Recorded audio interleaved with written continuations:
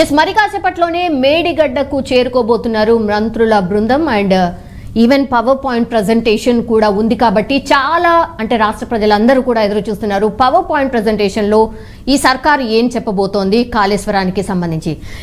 మనతో పాటు ఉన్నారు కరీంనగర్ రిపోర్టర్ రామకృష్ణ. ఏం జరిగే ఛాన్సెస్ కనిపిస్తున్నాయి? పవర్ పాయింట్ ప్రజెంటేషన్ మీద అందరూ కూడా దృష్టి సారించారు. ఏం చెప్పే ఛాన్సెస్ కనిపిస్తున్నాయి అండ్ మంత్రుల బృందం ఎంతసేపట్లో చేరుకోబోతోంది మేడిగడ్డకి? మరికొద్దిసేపట్లో మంత్రుల బృందం మేడిగడ్డ బ్యారేజ్ కు చేరుకోనుంది. హైదరాబాద్ రేగపేట విమానాశ్రయం నుంచి మంత్రులు ఉత్తమ్ కుమార్ రెడ్డి, పొన్నం ప్రభాకర్, శ్రీధర్ బాబు, పొంగురెడ్డి శ్రీనివాస్ రెడ్డితో పాటుగా వీరంతా 5 కూడా బయలుదేరడం జరిగింది. ప్రత్యేక హెలికాప్టర్ లో కూడా వీరు బేగంపేట ఎయిర్పోర్ట్ నుంచి బయలుదేరడం జరిగింది.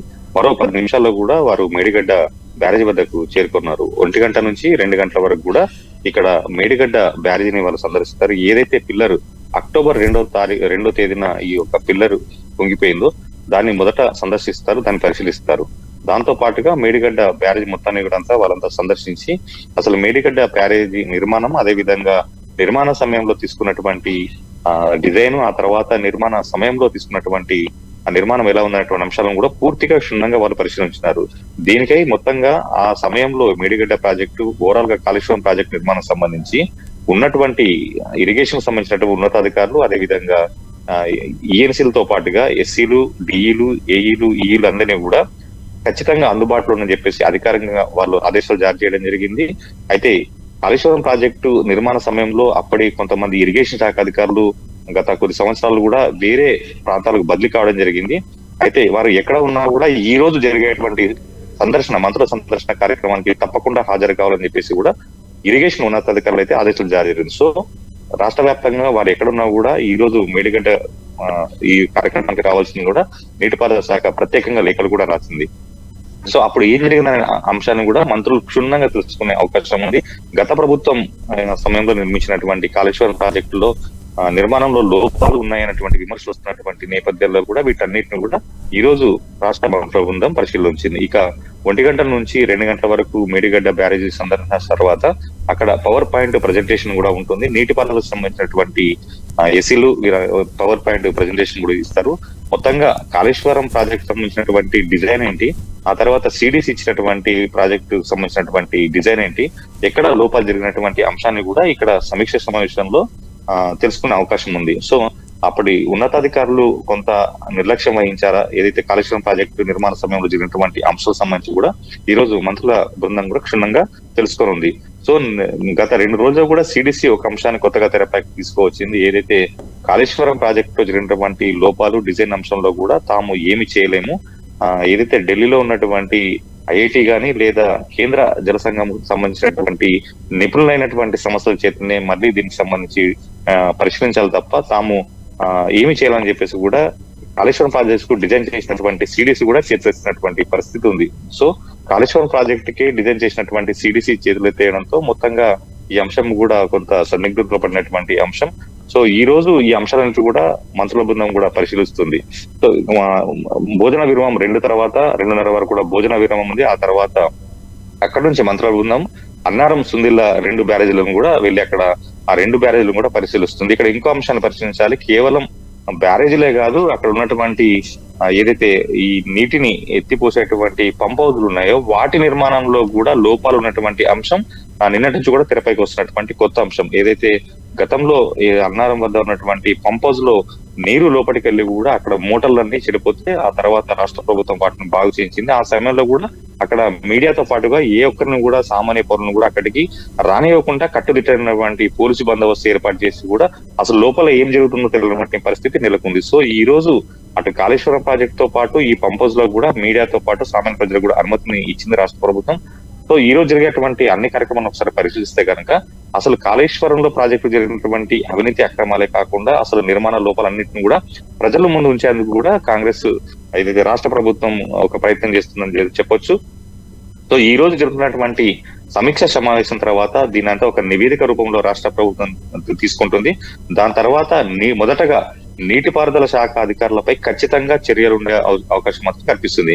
ఆ తర్వాత ఏదైతే ఈ నిర్మాణానికి సంబంధించినటువంటి ఎల్ఎండి సంస్థ అని చెప్తున్నప్పటికీ ఆ తర్వాత ఎల్ఎండి సంస్థ మిగతా కొంతమందికి సబ్ కాంట్రాక్టులు ఇచ్చినట్టు మాత్రం అది ఓపెన్ సీక్రెటే. సో ఆ ఏదైతే సబ్ కాంట్రాక్టులకు ఇచ్చిందో వాళ్ళు నిర్మాణ సమయంలో జరిగినటువంటి కొంత నిర్లక్ష్యం కావచ్చు, తప్పిదాలు కావచ్చు, నిర్మాణం లోపల జరిగినటువంటి అంశం మాత్రం ఇక్కడ తేటతెల్లమవుతుంది. సో ఈ అంశాలను పరిగణన తీసుకొని ఎల్ఎన్డిటి సంస్థ పైన లేకపోతే సబ్ కాంట్రాక్ట్ తీసుకున్న వారిపైన చర్యలకు తీసుకుంటున్నటువంటి అంశం మాత్రం ఈ యొక్క నివేదిక ఆధారపడి ఉంది. యా రామకృష్ణ, అంటే చాలా అంశాలు తెరపైకి వస్తున్నాయి, రోజుకు కొత్త అంశం తెరపైకి వస్తోంది. సో ఈ రోజు మంత్రుల బృందం పర్యటించిన తర్వాత, పవర్ పాయింట్ ప్రజెంటేషన్ తర్వాత, రివ్యూ మీటింగ్ తర్వాత ఏదైనా కన్క్లూజన్ వచ్చే ఛాన్సెస్ కనిపిస్తున్నాయా? తప్పకుండా. ఎందుకంటే ఈ రోజు కేవలం నీటిపారుదల శాఖ అధికారులే కాకుండా నిర్మాణ సంస్థలందరినీ కూడా ఇక్కడికి మీటింగ్ రావాలని చెప్పేసి కూడా రాష్ట్ర ప్రభుత్వం ఆదేశించినటువంటి పరిస్థితుల నేపథ్యంలో ఇటు కాంట్రాక్ట్ సంస్థలు, అదే విధంగా నీటిపారుదల శాఖకు సంబంధించినటువంటి అధికారులు కూడా అందరూ ఈ రోజు రావడం జరుగుతుందో.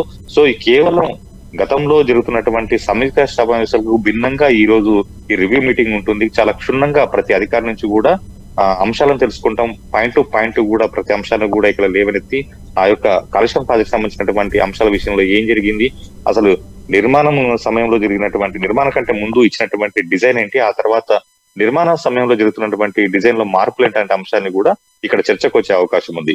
ఇక్కడ 2 రోజుల క్రితం సిడిసి ఇచ్చినటువంటి ఒక అంశం ఏదైతే తాము ప్రస్తుతానికైతే ఏం చేయలేము, దీన్ని మళ్ళీ దీనికి సంబంధించినటువంటి అంశంలో జోక్యం చేసుకోలేమంటూ కూడా చేతులు ఎత్తేస్తున్న నేపథ్యంలో అసలు సిడిసికి అదే విధంగా నీటిపారుదల శాఖ అధికారులకు మధ్య జరిగినటువంటి లేఖల అంశం, ఉత్తర ప్రత్యుత్తరాలకు సంబంధించినటువంటి 25 లేఖలు కూడా ఉత్తర ప్రత్యుత్తరాలు జరిగినటువంటి ఒక అంశం తెరపైకి వస్తున్నటువంటి నేపథ్యంలో వీటన్నిటిని పరిగణలోకి తీసుకొని అసలు తప్పిదం ఎక్కడ జరిగింది, నీటిపారుదల శాఖ అధికారులు అసలు ఎందుకు ఇంత ఉదాసీనంగా ఉన్నారనేటువంటి అంశం కూడా ఈ రోజు చర్చకు వచ్చే అవకాశం ఉంది.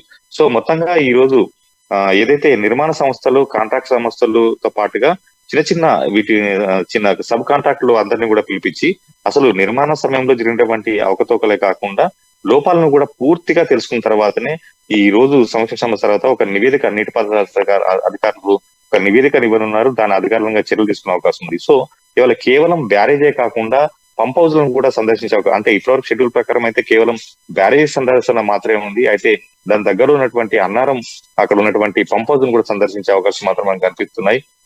ఎందుకంటే గతంలో అక్కడ అన్నారం పంప్ హౌజులు మునిగిపోయినటువంటి సందర్భంలో అక్కడ చాలా రోజుల పాటు కూడా ఆ మోటార్లను బయట ఎండబెట్టాల్సిన పరిస్థితి వచ్చింది. ఆ తర్వాత మరమ్మతులు చేయించాల్సిన పరిస్థితి వచ్చింది. దాదాపుగా 6 నెలల సమయం పాటు వాటిని బాగు చేయడానికే సమయం సరిపోయింది. ఆ తర్వాత కోట్ల రూపాయలను మళ్ళీ వెచ్చించాల్సినటువంటి పరిస్థితి. సో ఈ అంశాన్ని కూడా మంత్రులు పరిశీలించే అవకాశం ఉన్నాయి. సో ఇవన్నింటినీ కూడా నీటిపారుదల శాఖలో ఒక నివేదిక రూపంలో రాష్ట్ర ప్రభుత్వానికి ఇచ్చిన తర్వాత దానిపైన వాళ్ళు చర్యలకు ఉపక్రమించే అవకాశం ఉంది.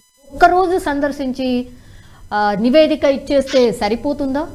లేదు, ఏదైతే రాష్ట్ర ప్రభుత్వం కాళేశ్వరం ప్రాజెక్ట్ అంశంపై కొద్దిగా సీరియస్ గా ఉన్నట్టు తెలుస్తుంది. కేవలం మంత్రుల పర్యటన కాదు, దీనిపైన ముఖ్యమంత్రి కూడా దృష్టి సారించే అవకాశం ఉంది. సో ఇది దశల వారీగా కూడా ఈ అంశం పైన దృష్టి సారించి దీనిపైన నివేదికలు తెప్పించుకుంటూ అవసరమైతే మళ్ళీ మంత్రులు కావచ్చు లేకపోతే ముఖ్యమంత్రి కావచ్చు ఇక్కడికి వచ్చే అవకాశం మాత్రం మాకు సమాచారం ఉంది. ఎందుకంటే ఇప్పటికే నీటిపారుదల శాఖ అధికారులు మాత్రం ఒక క్లియర్ విషయం వాళ్ళకు లేఖలో ఇవ్వడం జరిగింది, ఆర్డర్స్ ఇవ్వడం జరిగింది.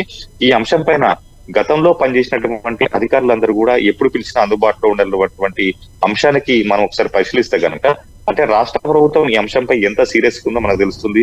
గతంలో కాళేశ్వరం ప్రాజెక్ట్ లో పనిచేసినటువంటి నీటిపారుదల శాఖ ఉన్నతాధికారులు కావచ్చు, అధికారులు కావచ్చు, కొంతమంది బదిలీలపై వేరే డివిజన్లు కావచ్చు, సర్కిల్ కావచ్చు వెళ్ళినటువంటి పరిస్థితి ప్రస్తుతం ఉంది. సో వారందరికీ కూడా ఒక ఆర్డర్స్ జారీ చేయడం జరిగింది. ఈ అంశం ఏదైతే ఉందో జరిగే మీటింగ్లకు తప్పకుండా హాజరు కావాలని చెప్పేసి వాళ్ళకు ఆర్డర్స్ ఇచ్చినటువంటి నేపథ్యంలో ఈ కేవలం అక్కడ పనిచేసినటువంటి అధికారులే కాకుండా ఈ ప్రాజెక్ట్ సంబంధించినటువంటి బిల్లులు పే అండ్ అకౌంట్స్ సంబంధించినటువంటి డిపార్ట్మెంట్ కూడా ఒక లేఖ రాయడం జరిగింది. అప్పుడు ఏ సమయంలో, ఏ తేదీల్లో, ఏ సంవత్సరంలో ఈ కాంట్రాక్టర్లకు బిల్లులు చెల్లించడం జరిగింది, దానికి సంబంధించినటువంటి లేఖలు అదే విధంగా బిల్లులకు సంబంధించిన వివరాలు కూడా పంపించినటువంటి పే అండ్ అకౌంట్స్ డిపార్ట్మెంట్ కూడా వీళ్ళు రాష్ట్ర ప్రభుత్వం ఆశించినటువంటి నేపథ్యంలో ఈ అంశంపై ప్రభుత్వం ఎంత సీరియస్ ఉందో తెలుస్తుంది. అంటే ఏ తేదీలో ఎంత బిల్లు వాళ్ళకి చెల్లించడం జరిగింది, ఎంత పెండింగ్ అనే అంశంలో క్షుణ్ణంగా P&A అధికారులు వాళ్ళు అక్కడ ఆరా తీసి ఆ తర్వాత తమ దగ్గర ఉన్నటువంటి రికార్డులను కూడా ప్రభుత్వానికి ఇప్పటికే సమర్పించడం తెలుస్తుంది. సో అప్పుడు ఉన్నటువంటి అధికారులు ఎక్కడైతే తప్పిదాలు జరిగినాయో ఖచ్చితంగా వాళ్ళకు కొంత భయాందోళన నెలకొన్నట్టు తెలుస్తుంది.